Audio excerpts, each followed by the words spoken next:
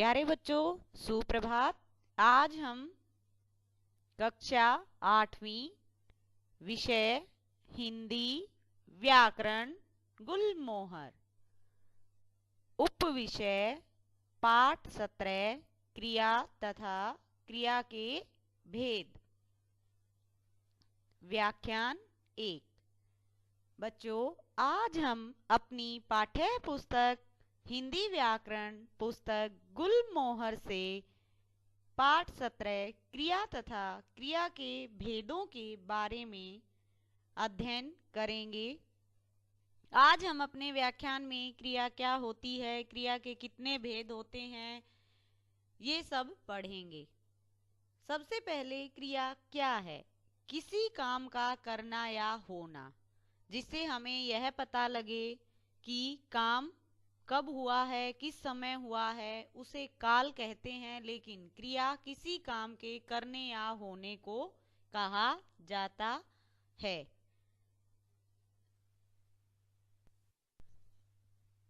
क्रिया वे शब्द हैं जिनसे किसी घटना या काम के होने की सूचना का पता चलता है अथवा किसी वस्तु या व्यक्ति की स्थिति अवस्था का पता चलता है, उसे क्रिया कहते हैं। जैसे खाना, पीना, उठना, चलना आदि। क्रिया के मूल रूप को धातु कहते हैं। जैसे खा, पी, उठ, चल आदि। क्रिया के दो भेद हैं। कर्म के आधार पर, रचना के आधार पर। अब बेटा, सबसे पहले क्रिया क्या होती है? किसी काम के करने या होने का पता चलता है, उसे क्रिया कहते हैं। जैसे खाना, पीना, उठना, चलना आदि, ये सभी हमारी क्रियाएं होती हैं। क्रिया का जो मूल रूप होता है उसे धातु कहते हैं। जैसे खा, पी, उठ, चल, जब इसमें ना प्रत्यय जुड़ता है तो ये क्रिया बन जाती है। क्रिया के दो भेद होते हैं, कर्म के आधार पर और रचना के आधार पर। कर्म के आधार पर दो भेद होते हैं, रचना के आधार पर 6 भेद आपकी पुस्तक में बताए गए हैं। अब ये हमें पता लग गया कि काम का करना या होना, जिसके बारे में हमें सूचना मिलती है, व्यक्ति की स्थिति का, अवस्था का पता चलता है, उसे क्रिया कहा जाता है। अब क्रिया के दो भेद हैं, कर्म के आधार पर, रचना के आधार पर। कर्म के आधार पर कौन कौन से हैं, आइए जानते हैं। सकर्मक क्रिया, जो क्रिया कर्म की अपेक्षा करती है उसे सकर्मक क्रिया कहते हैं। जैसे खाना, पीना, देखना, करना आदि।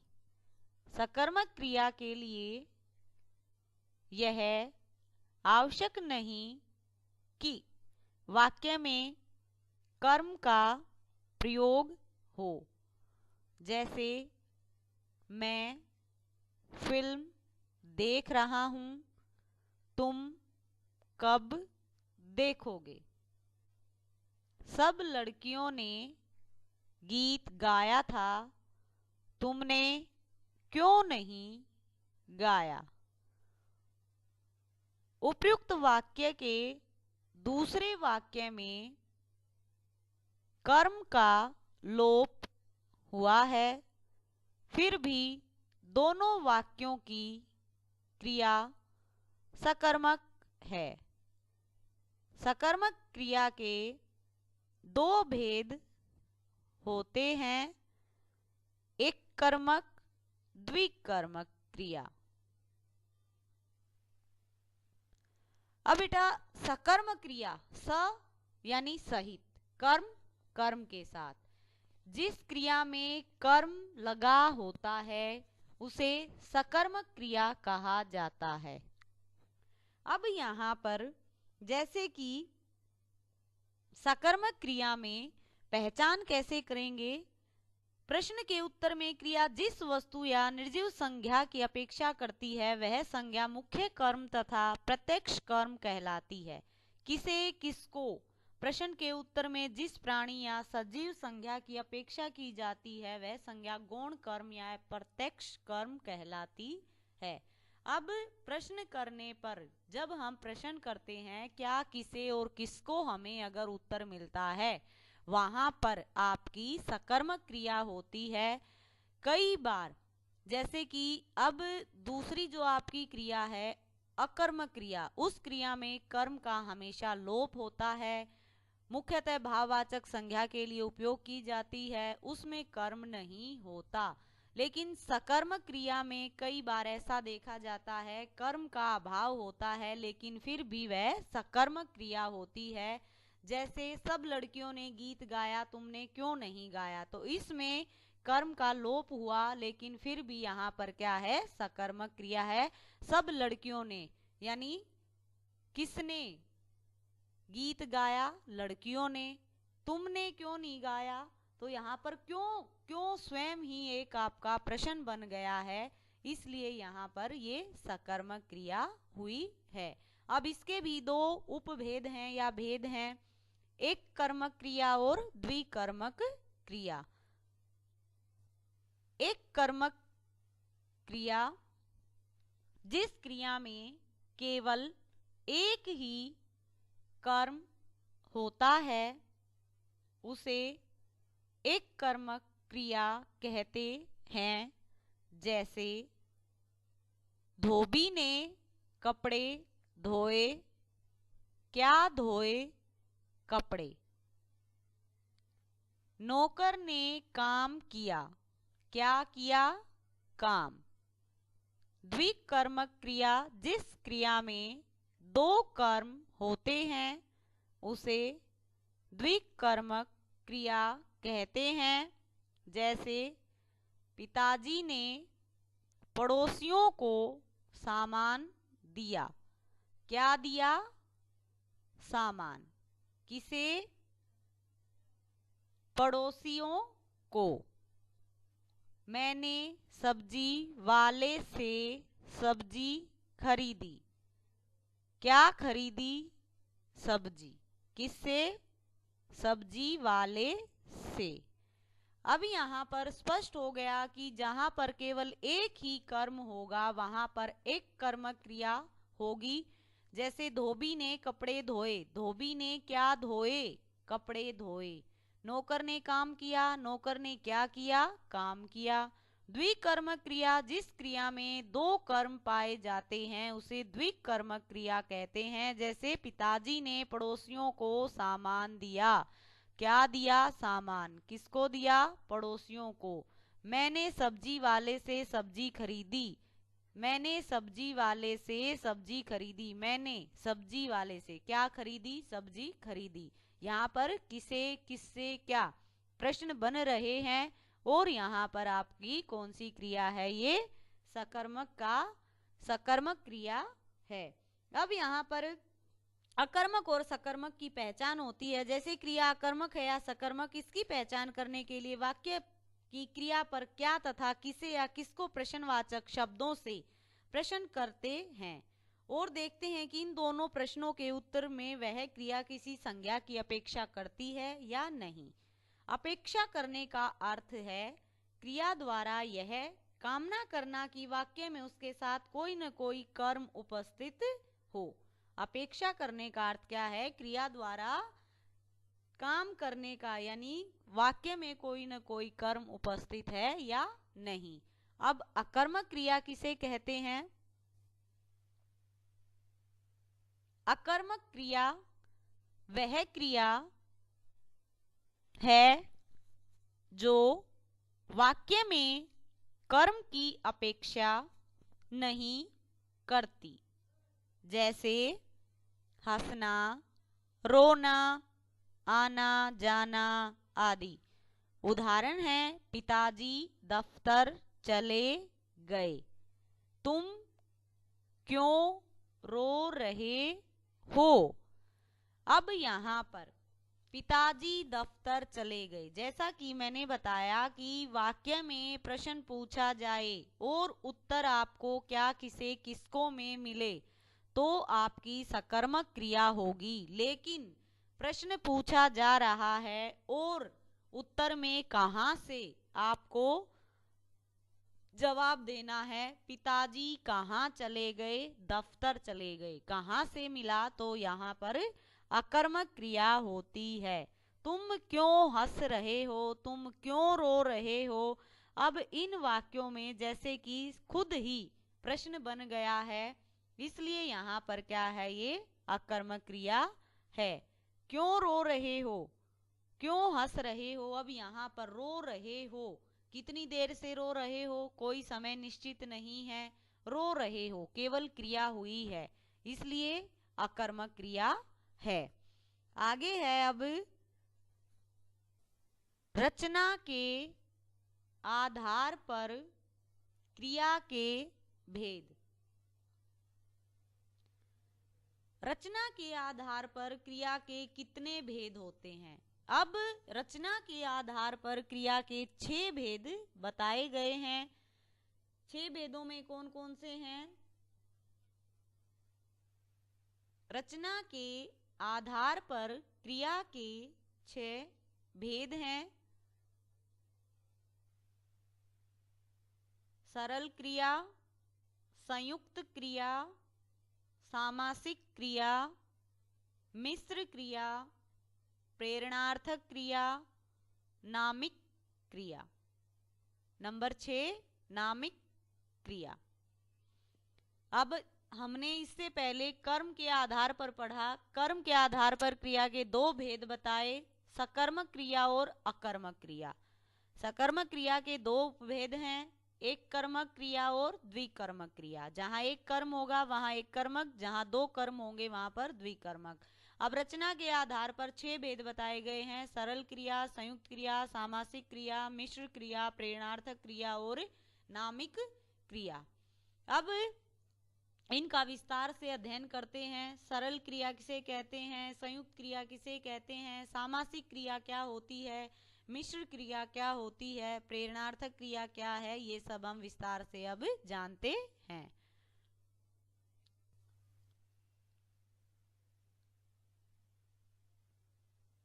सरल क्रिया, क्रिया जब अपने मूल रूप में आती है तब वे सरल क्रिया कही जाती हैं। सभी अकर्मक तथा सकर्मक क्रिया सरल क्रिया के उदाहरण हैं। जैसे मैंने पत्र लिखा, सब लोग घर गए। अब यहाँ पर बेटा जो भी क्रिया आपकी हुई है सरल क्रिया में, यानी पत्र लिखा, घर गए, ये क्रिया मुख्यतः सामान्य भूतकाल में ही होती है। क्रियाएं जब अपने मूल रूप में आती हैं तब वे सरल क्रिया कही जाती हैं। सभी अकर्मक तथा सकर्मक क्रिया सरल क्रिया के ही उदाहरण माने गए हैं। मैंने पत्र लिखा, सब लोग घर गए, हमने खाना खाया, वह कल नहीं सोया, ये सभी आपके सरल क्रिया के ही उदाहरण हैं। जैसे लिखा, गए, खाया, ठीक है बेटा। तो ये सभी आपकी सरल क्रियाएं हैं। इनकी ये मुख्यतः किसमें होती हैं? सामान्य भूतकाल में पाई जाती हैं। अगली है संयुक्त क्रिया। संयुक्त क्रिया की रचना 2 सरल क्रियाओं के योग से होती है। जैसे आ जाना, कर लेना, सो जाना। उदाहरण, गाड़ी चल पड़ी, नौकर ने काम कर लिया, आदि। संयुक्त क्रिया, जैसा कि नाम से ही स्पष्ट है, संयुक्त क्रिया की रचना 2 सरल क्रियाओं के जोड़ने से होती है।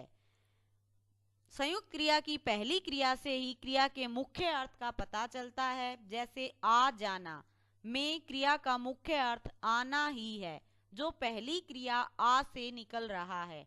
संयुक्त क्रिया की पहली क्रिया को प्रधान क्रिया कहा जाता है। संयुक्त क्रिया की दूसरी क्रिया दो काम करती है, अपना अर्थ पूरी तरह छोड़ देती है। आ जाना में जाना ने अपना अर्थ छोड़ दिया है। आ जाना का यह अर्थ नहीं कि पहले कोई आया और फिर चला गया, तथा पहली क्रिया के अर्थ में तरह तरह की अर्थ छटाओं के रंग भर देती है, जिससे एक ही प्रधान क्रिया से बनी संयुक्त क्रियाओं के अर्थों में सूक्ष्म यानी छोटा सा अंतर आ जाता है। इसे रंजक क्रिया भी कहा जाता है। जैसे मेहमान आ गए, अब यहाँ पर क्या है, आ गए। पहले हमने लिखा कि गाड़ी चल पड़ी, नौकर ने काम कर लिया। अब यहाँ पर आना और जाना दोनों का क्या हुआ, एक जाना शब्द था, आ गए। अब यहाँ पर रंजक क्रिया हुई। चारों संयुक्त क्रियाओं का मुख्य अर्थ तो आना ही है, पर चारों के अर्थ में सूक्ष्म अंतर है और दूसरी क्रिया अर्थात रंजक क्रिया के कारण ही हुई है। अब जैसे संयुक्त क्रिया के अन्य उदाहरण आप देखेंगे, गाड़ी चल पड़ी यानी चल और पड़ दोनों हमारी क्रियाएं हैं। कर लिया, करना भी एक क्रिया है और लेना भी एक क्रिया है। इसी प्रकार ये संयुक्त क्रिया होती है। अगली क्रिया है सामासिक क्रिया या समस्त क्रिया। समस्त क्रिया भी दो क्रियाओं के मेल से बनती है। समस्त क्रिया में दोनों क्रियाएं द्वंद्व समास के रूप में मिलती हैं। समस्त क्रिया के अंतर्गत मिलने वाली दोनों क्रियाओं या धातुओं के अर्थ बने रहते हैं। जैसे वह पढ़ लिख सकती है। वाक्य का अर्थ है कि वह लिख भी सकती है तथा पढ़ भी सकती है। अन्य उदाहरण, वह चल फिर लेता है, चल सकता है, फिर भी सकता है। इन सभी वाक्यों की क्रियाओं की रचना दो क्रियाओं के धातुओं के समास से हुई हैं तथा दोनों क्रिया अपना अपना अर्थ बनाए हुए हैं, इसलिए इन्हें सामासिक क्रिया या समस्त क्रिया कहते हैं।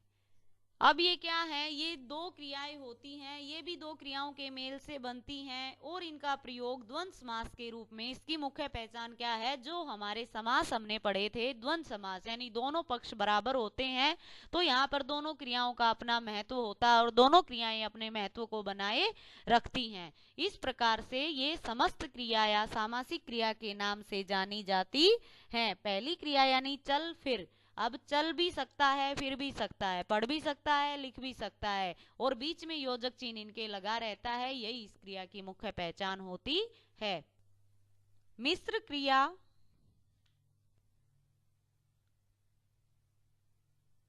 मिश्र क्रिया की रचना मूल क्रिया के आरंभ में संज्ञा, सर्वनाम, विशेषण, शब्द जोड़कर की जाती है। जैसे भूख लगना, अपना लगना, अच्छा लगना।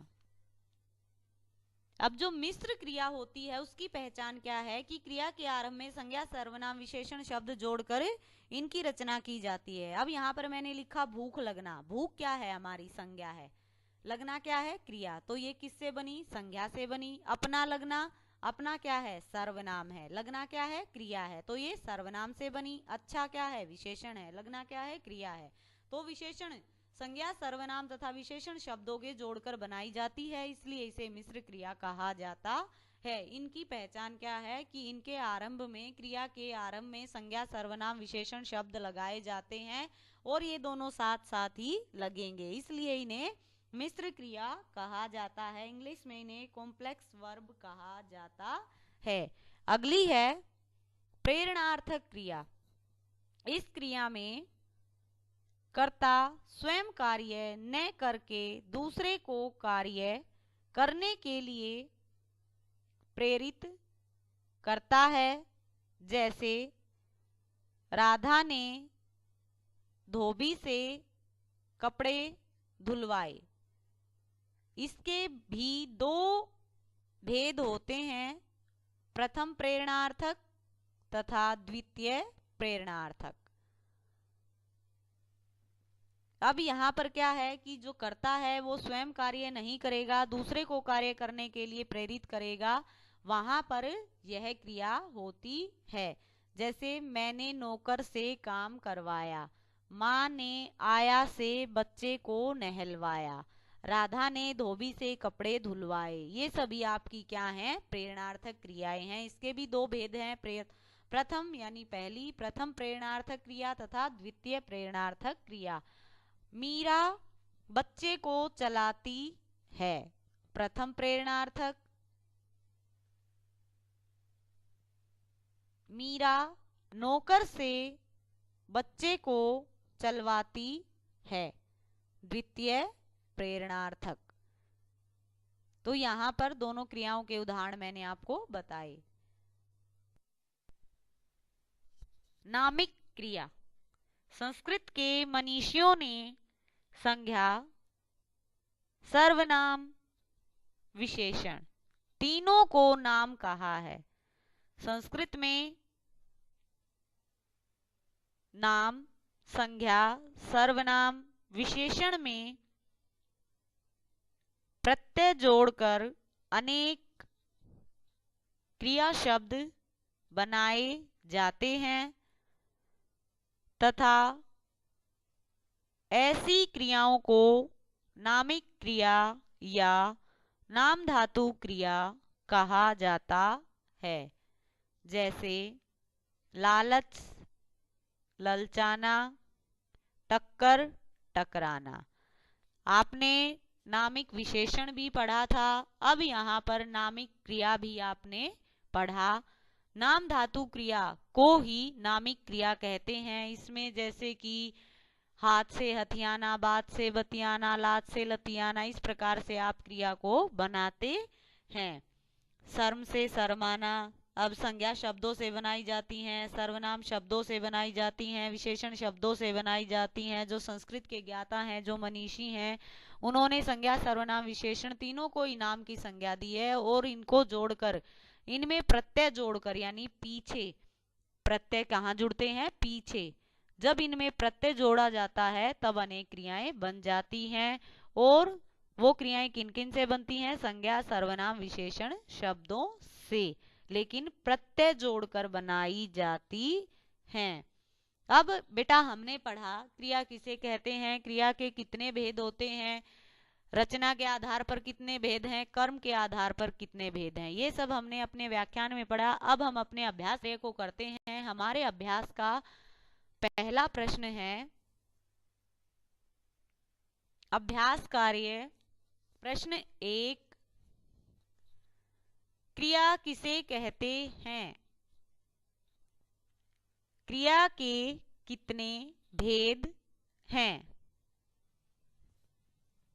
उत्तर, क्रिया वे शब्द हैं जिनसे किसी घटना या काम के होने की सूचना का पता चलता है अथवा किसी वस्तु या व्यक्ति की स्थिति, अवस्था का पता चलता है, उसे क्रिया कहते हैं। जैसे खाना, पीना, उठना, चलना आदि।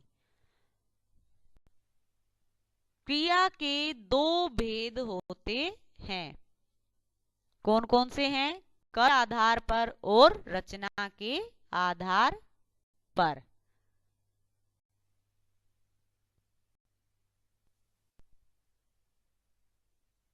प्रश्न 2, कोष्टक से उपयुक्त शब्द को चुनकर वाक्यों के रिक्त स्थानों की पूर्ति कीजिए। वा, मुख्य, रंजक, होना, नाम, मिश्र, धातु, क्या, किस, सहायक। अब यहाँ पर बेटा कोष्टक में शब्द दिए गए हैं, ये शब्द ज्यादा हैं, लेकिन इसने लाइन लिखी है उपयुक्त शब्द को चुनकर वाक्य के रिक्त स्थान आपको भरने हैं। जो आपको सही लगेगा यानी जो वाक्य में फिट होगा वही आपको भरना है। ये मत सोचना कि यहाँ पर ये शब्द ज्यादा हैं वाक्य कम है इसलिए दो दो भरने हैं, नहीं। यहाँ पर शब्दों की संख्या अधिक है और वाक्य कम है, इसलिए हमें केवल जो उपयुक्त शब्द है उसी शब्द का चयन करना है, उसी को चुनकर अपने रिक्त स्थान में भरना है। पहला है, क्रिया के विभिन्न रूपों में समान रूप से आने वाले अंश को धातु कहते हैं। क्या कहते हैं? धातु। क्रियापदवन से धातु को अलग करने के बाद बचे हुए अंश को सहायक क्रिया कहते हैं। नंबर 3, अकर्मक सकर्मक क्रिया की पहचान के लिए क्रिया पर क्या, किस शब्दों से प्रश्न करना चाहिए। नंबर 4, द्वितीय प्रेरणार्थक बनाने के लिए मूल क्रिया में के मध्य में वा जोड़ा जाता है। 5, संज्ञा सर्वनाम विशेषण को नाम कहते हैं। अब यहाँ पर मैंने जैसा बताया था कि शब्द कम हैं लेकिन शब्द अधिक हैं लेकिन वाक्य कम हैं, इसलिए जो उपयुक्त था वही आपको भरना था। अगला प्रश्न है प्रश्न 3, निम्नलिखित वाक्यों में प्रयुक्त क्रियाओं के भेद लिखिए। मेरा भाई आदर्श विद्यालय में पढ़ता है। अब यहाँ पर अकर्मक क्रिया पढ़ता है। जैसा मैंने बताया था कि प्रश्न हमें कहाँ से मिलेगा, तो हमारी अकर्मक क्रिया होगी। कहाँ पढ़ता है? आदर्श विद्यालय में। क्या, किसे और किसको में अगर हमें प्रश्न मिलता है तब हमारी सकर्मक क्रिया होती है, लेकिन यहाँ पर प्रश्न हमें कहाँ से मिला इसलिए हमारी अकर्मक क्रिया हुई। जैसे पेड़ गिर गया, यानी कर्ता से क्या हुआ है? पेड़ गिर गया। अब ये अचानक से कोई क्रिया हुई है, पंखा गिर गया, टूट गया, ये सब क्या है? हमारी जो अकस्मात जो क्रियाएं होती हैं वो सभी हमारी क्या होती हैं? अकर्मक क्रियाएं होती हैं। भाववाचक संज्ञाओं में ये क्रियाएं मुख्यतः पाई जाती हैं। बच्चे मैदान में क्रिकेट खेल रहे हैं। खेल रहे हैं सकर्मक क्रिया। अब यहाँ पर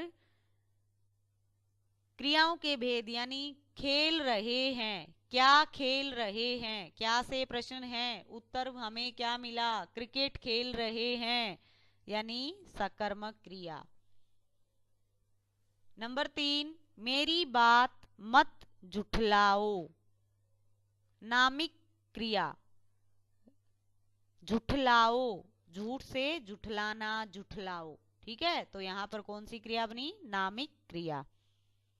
नंबर 4, आज तो वे दोनों सुबह से गप मार रही हैं, मिश्र क्रिया। अब यहाँ पर क्या पूछा है, गप मार रही हैं, कौन सी क्रिया है, मिश्र क्रिया। नंबर 5, वह अपने बेटे को सुला रही है, प्रेरणार्थक क्रिया, सुला रही है, कौन सी क्रिया है, प्रेरणार्थक क्रिया। किसको, अपने बेटे को सुला रही है। जैसे इससे पहले मैंने आपको एक उदाहरण बताया था कि राधा बच्चे को चलाती है, वह अपने बेटे को सुला रही है, सुलाती है, कौन सी क्रिया है, प्रेरणार्थक क्रिया है, एक कर्मक प्रेरणार्थक है ये, ठीक है। 4, दी गई मुख्य क्रिया तथा रंजक क्रिया के योग से उदाहरण के अनुसार वाक्य बनाइए। अब यहाँ पर बेटा मुख्य क्रिया तथा रंजक क्रिया के योग से उदाहरण दिया गया है और उस उदाहरण के अनुसार आपको वाक्य बनाने हैं। अब इसमें उदाहरण दिया है जैसे करना जमा लेना, मैंने अपना काम पूरा कर लिया। अब यहाँ पर पूरा कर लिया, करना जैसे कर लिया, खा लिया, पी लिया, उठ लिया, दौड़ लिया, ये सभी आपकी क्या है, मुख्य क्रिया और रंजक क्रिया। इसलिए ये जोड़कर एक उदाहरण भी समझाया गया है, उसी उदाहरण को देखकर आपको वाक्य बनाने हैं। पहला उदाहरण जैसे दिया, करना लेना, मैंने अपना काम पूरा कर लिया। उठना जमा जाना, वह अचानक उठ गया। आना जमा जाना, मेहमान आ गए। निकलना जमा पढ़ना, सब लोग एक साथ निकल पड़े। हंसना जमा रोना, चुटकुला सुनते ही वह हंस पड़ी। उठाना जमा लेना, माता ने सामान उठा लिया। सोना जमा जाना, बच्चे सो गए। चलना जमा देना, गाड़ी चल दी। अब यहाँ पर क्या था, मुख्य क्रिया के साथ रंजक क्रिया के उदाहरण दिए गए, उनके योग से हमें वाक्य बनाने थे और हमने अपने वाक्य को पूरा किया। प्रश्न 5, दी गई क्रियाओं को प्रेरणार्थक क्रिया में बदलिए तथा उनको उदाहरण के अनुसार वाक्यों में प्रयुक्त कीजिए। अब यहाँ पर प्रेरणार्थक क्रिया में बदलना है और वाक्य बनाने हैं। एक उदाहरण इसने फिर दिया है, उसी उदाहरण के अनुसार आपको अन्य वाक्य भी बनाने हैं।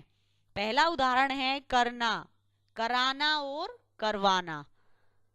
मैंने राधा काम कर रही है, राधा नौकर से काम करवा रही है।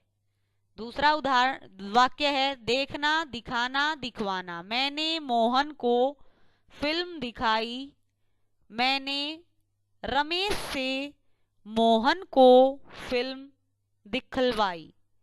रोना, रुलाना, रुलवाना। वह बच्चे को रुलाती है, वह नौकर से बच्चे को रुलवाती है। खाना, खिलाना, खिलवाना। मीरा बच्चे को खाना खिलाती है, मीरा आया से बच्चे को खाना खिलवाती है। देना, दिलाना, दिलवाना। मैंने मोहन को पुस्तक दी, मैंने रमेश से मोहन को पुस्तक दिलवाई। अब यहाँ पर बेटा क्या था कि करना से कौन सी क्रियाएं बनी हमारी प्रेरणार्थक में, जब आप बनाओगे कराना और करवाना। देखना से दिखाना और दिखवाना, रोना से रुलाना रुलवाना, खाना से खिलाना खिलवाना, देना से दिलाना दिलवाना, ये सभी आपने क्रियाएं बनाई। इनके साथ साथ आपने इनको वाक्य में प्रयोग भी किया। प्रश्न 6 है, मिलान कीजिए। अब यहाँ पर बेटा मिलान करने के लिए आपसे प्रश्न किया गया है। मैंने इनको इनके सामने लिख दिया है। आप अपनी पुस्तक में या तो मिलान कर सकते हैं या इनके सामने भी लिख सकते हैं। मैंने इनके उत्तर इनके समक्ष लिख दिए हैं। अकर्मक क्रिया, मैं खाना खाने घर पर जा रहा हूं। मिश्र क्रिया, मुझे आइसक्रीम बहुत अच्छी लगती है। द्विकर्मक क्रिया, उसने कल गरीबों को दान दिया। संयुक्त क्रिया, गाड़ी पेड़ से टकराई और एक बच्चे पर चढ़ गई। प्रेरणार्थक क्रिया, धोबी से कपड़े क्यों नहीं धुलवाते। नामिक क्रिया, मेरी बात मत जुठलाओ। अब यहाँ पर ये मिलान कीजिए के लिए प्रश्न था। मैंने जैसा आपको बताया कि मैंने इनको समक्ष लिख दिया। आप अपनी पुस्तक में मिलान कर सकते हैं, नोटबुक में इसको लिख सकते हैं। बेटा आज का हमारा यह व्याख्यान, क्रिया किसे कहते हैं, क्रिया के कितने भेद होते हैं, रचना के आधार पर क्रिया के कितने भेद होते हैं, कर्म के आधार पर क्रिया के कितने भेद होते हैं, सकर्मक क्रिया के कितने भेद होते हैं, ये सब आपने पढ़ा। आपकी पुस्तक में एक क्रिया थी, वो थी पूर्वकालिक क्रिया, लेकिन इसमें नहीं दी गई। पूर्वकालिक क्रिया क्या होती है, उसमें एक क्रिया समाप्त होती है तथा दूसरी शुरू हो जाती है। जैसे वह नहाकर विद्यालय गया, वह खाना खाकर सो गया। पहली क्रिया का समापन और दूसरी क्रिया का आरंभ, वहां पर पूर्वकालिक क्रिया होती है, लेकिन इस पुस्तक में नहीं दी गई, इसलिए मैंने उस क्रिया को आपको नहीं बताया। केवल आपकी जो पुस्तक में क्रियाएं दी गई उन्हीं क्रियाओं का मैंने आपको यहाँ पर अध्ययन करवाया। आज आपको अपनी हिंदी की उत्तर पुस्तिका में प्रश्न संख्या 1 अभ्यास कार्य में क्रिया से कहते हैं, क्रिया के कितने भेद होते हैं, यह लिखना है और यह व्याख्यान अच्छी प्रकार से याद करना है। जिस बच्चे के पास गुलमोहर की पुस्तक नहीं है उस बच्चे को यह व्याख्यान यानी जो अभ्यास कार्य मैंने करवाया है वह अपनी उत्तर पुस्तिका में लिखना है। जिन बच्चों के पास गुलमोहर की पुस्तक है वो सभी अभ्यास कार्य को अपनी पुस्तक में भरेंगे। सभी बच्चों को अच्छी प्रकार से क्रिया का यह व्याख्यान लिखना और याद करना है। जो कार्य लिखने के लिए दिया गया है उसे लिखना है और जो याद करने के लिए दिया गया उसे याद करना है। बेटा आज का यह हमारा व्याख्यान पूर्ण हुआ। मिलते हैं अपने अगले व्याख्यान के साथ। धन्यवाद।